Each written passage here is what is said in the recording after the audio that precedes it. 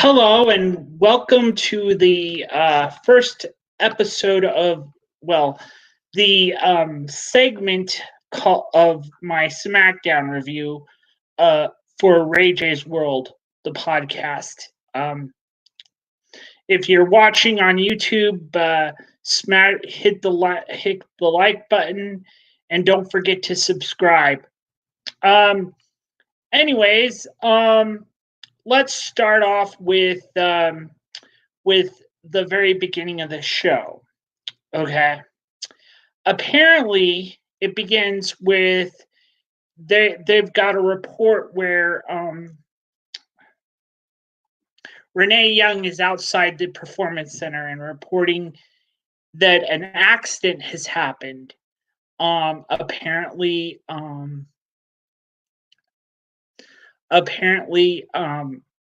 a car got in a car accident and it hit Elias and hit a stop sign and stuff, knocked it over. They did not know what was going on, and they didn't know what was going on. Well,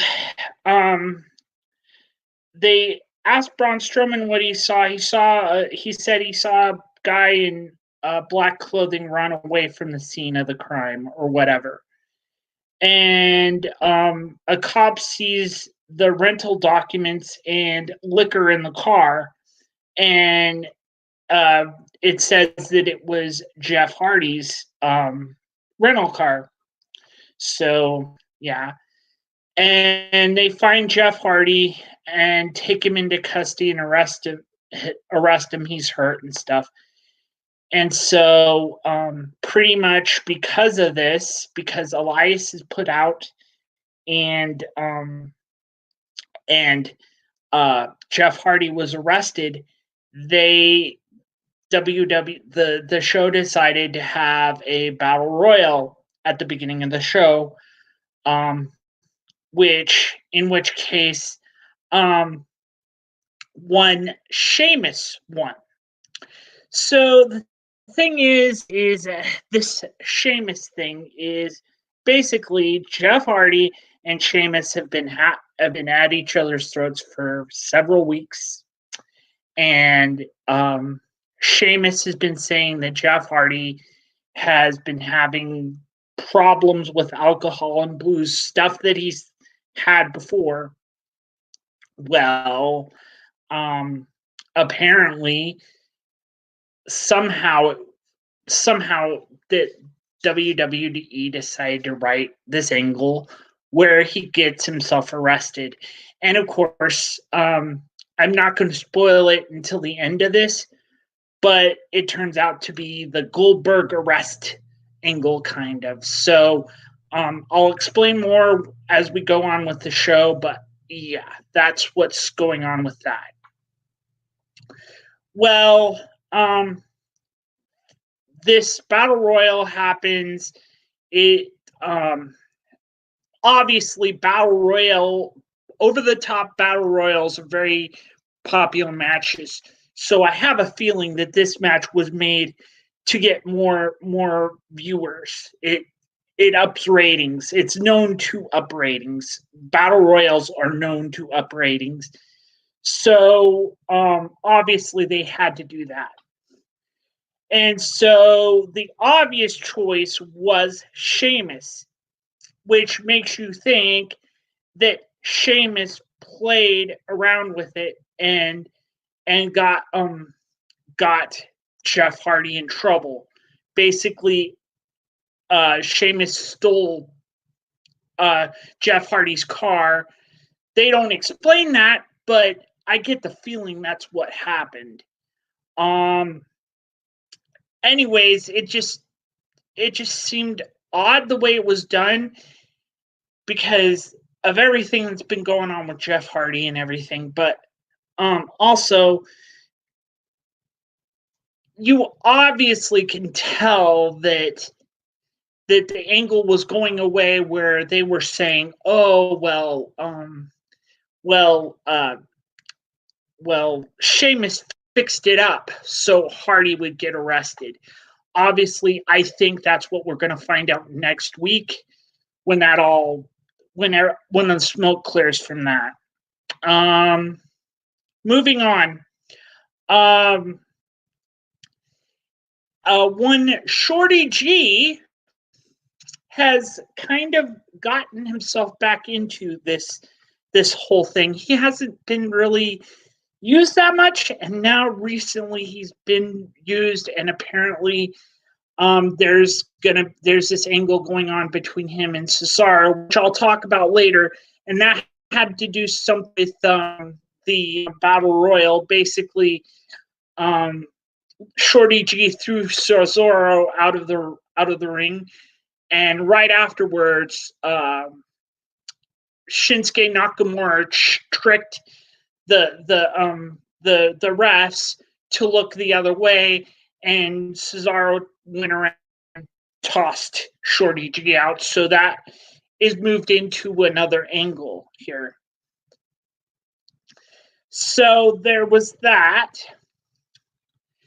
And then the thing is, I don't watch it like everyone else. I watch it through Tableau. So when it goes to commercials are totally erased. There is no commercials at all. It just skips all the commercials, and that's it. So, I watched it, and I haven't written everything down, but I have an idea of what's gone on in this episode. So apparently they're gonna have a show with Alexa Bliss and Nikki Cross, and they're gonna meet with the New Day. Well, they have their little thing with the New Day and everything, and then Bayley and Sasha walk out. So you're wondering what the heck's going on, and apparently it's moved on to a feud between Bayley and Sasha Banks, a feud with Bayley and Sasha Banks versus Alexa Bliss and Nikki Cross.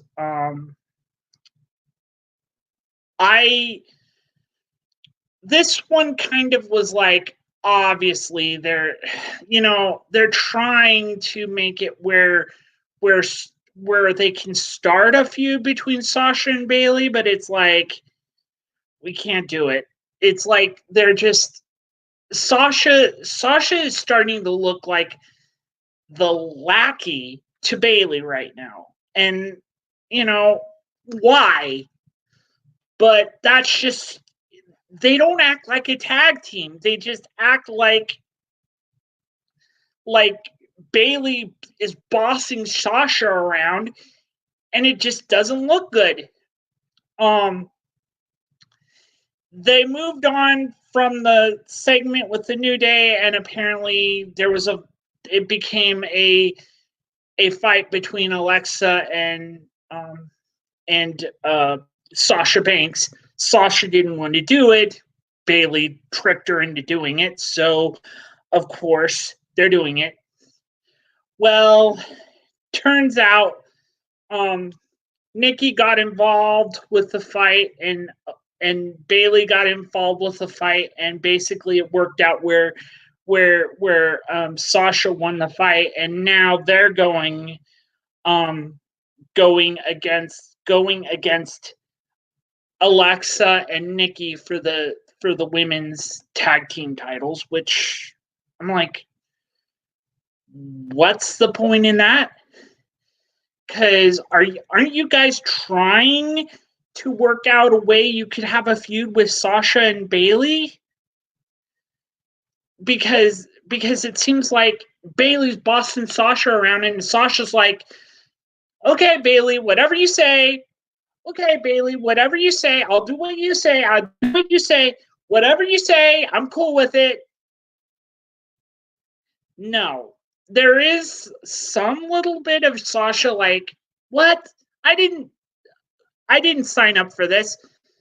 But she goes along with it anyway. It's like, okay. But, it was like, okay, whatever.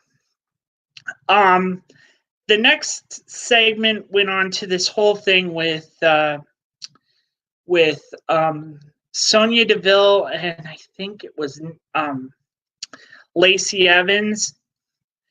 They basically beat the living crap out of each other. I think the two segments were switched around. I don't remember because I didn't write it all down. I usually don't write these things down. I just say whatever and pops out of my head, and I just go with what I remember.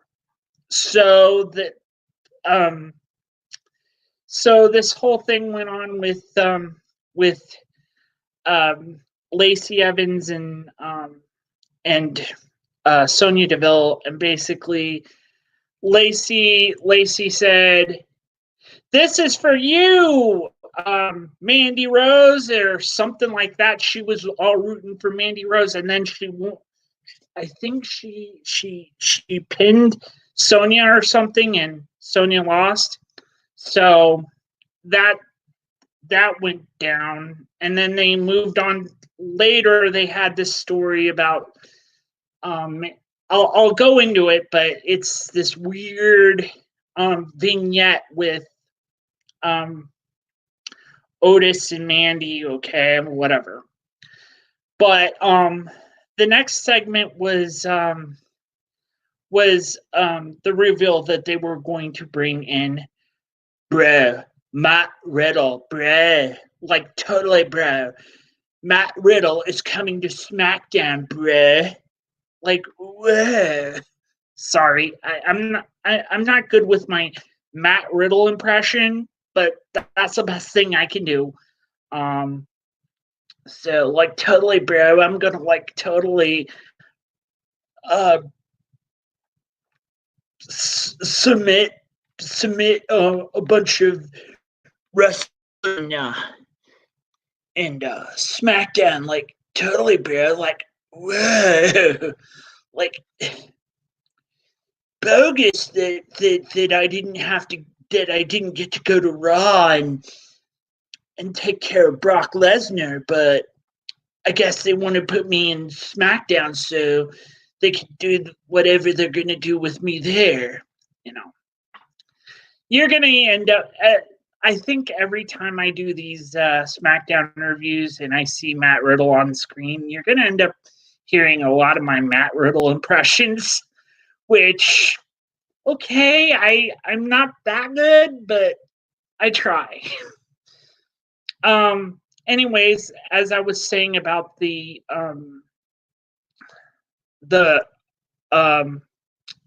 thing, the main event is this fight between Daniel Bryan and Sheamus, because Sheamus won the Battle Royal, and Daniel Bryan is on the list of competitors to try to get the Intercontinental Championship, which that's what they're going to work on. But right now, I'm going to go into this Mandy Rose Otis vignette, which, okay, what's the point of it? Basically, it's Otis and Mandy at a poolside on a summer day, and they're just relaxing, hanging out together. And then Mandy goes to sleep, and she has this weird dream about Otis, and it's like, okay, like, and then this really ridiculous sequence where she's holding like suntan lotion, and she squirts it out, like, that's probably a little bit of an adult-like joke, but anyways, it goes on where Otis does a cannonball into the pool, splashes Mandy, and she's out of her dream. And then, in the dream, they end up kissing, and then after the dream, they're kissing, whatever. But this was like a pointless vignette. I don't know where it's going. I understand Otis is the winner of the Money in the Bank. But where does this lead to? Does it lead to Otis cashing in for Mandy? Or does it lead to some weird storyline? You know, I'm happy that they're together, but it's like the whole thing's gone to the point where it's like, really? Okay, now for the main event, the fight between Daniel Bryan and well, I get to the Shinsuke I didn't get to the Cesaro versus I don't remember, but there's the fight between Cesaro and Shorty G. Shorty G gets the pin, wins it, and he basically jumps out of the ring, runs away from Cesaro, tries to avoid getting into a fight with Cesaro. That's it with that one. Now, here we go to the last main event of this show. Like I said, I'm on Tableau, so it just skips through commercials, so it's a lot quicker to watch. So it's like, okay, whatever. My Raw review will probably be a lot longer than this because it's 3 hours. And then, of course, when I do my NXT and AEW review with my news segment, there'll be a lot more on there. But like I said, this is a smaller segment because there's only 2 hours in the show, and with my antenna DVR automatically skipping every commercial, it just like that. So it's basically like someone watching it without the commercials, so it's like quick. So as I was starting with this, it's Daniel Bryan versus Sheamus. Sheamus basically tries to win it, and then lo and behold, Jeff Hardy does the infamous Goldberg was arrested and escapes from jail angle. So he shows up, basically distracts Sheamus. Daniel Bryan gets the pin. Daniel Bryan wins. He's going to fight AJ Styles for the Intercontinental Championship, which tells me what was the freaking point in Sheamus trying this. I know it was Sheamus trying to get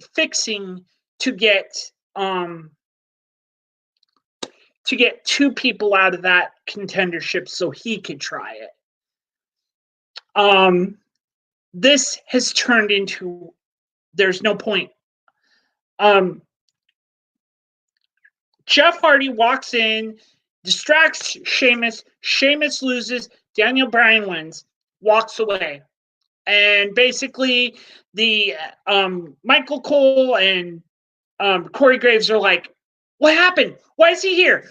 He got arrested. What happened? Why is he here? He got arrested. Well, what happened? What happened? What happened? I have my answer. Sheamus fixed that accident. Sheamus got in the car, basically fixed the accident. So that's the angle. Basically, Sheamus got Jeff Hardy in trouble. So that's how it all works. That's how it all worked. And it turned into this Goldberg got arrested thing, which I'm like, okay, Goldberg arrest angle. This has Bruce Pritchard written all over it, okay?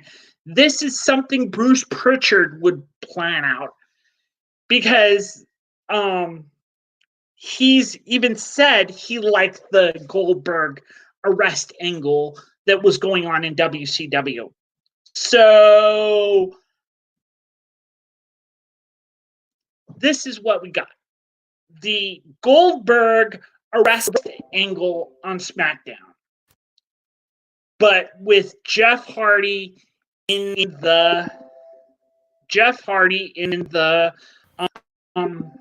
the role of Goldberg. So that's all with this episode of SmackDown. I hope if you like this video, you can subscribe to that.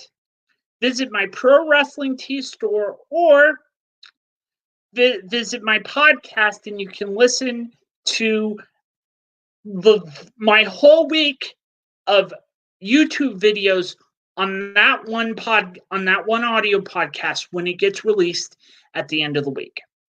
Anyways, thanks for listening, and remember, it's my world, but we all just live in it.